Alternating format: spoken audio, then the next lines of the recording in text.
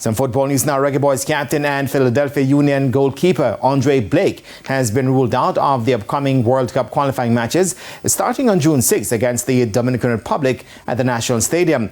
Following a knee surgery on Monday, it was confirmed that Blake will be out for 4 to 6 weeks. Blake missed their last 4 games with the Union due to the knee injury and has been limited to just 5 starts in 12 games so far in 2024. Blake had previously reassured the nation that he would be ready to take part in the qualifiers, but has failed to recover in time. Head coach of the Philadelphia Union, Jim Curtin, announced Blake's situation in a pre-game press conference on Tuesday. The Reggae Boys will start arriving in the island for next Thursday's qualifiers this weekend.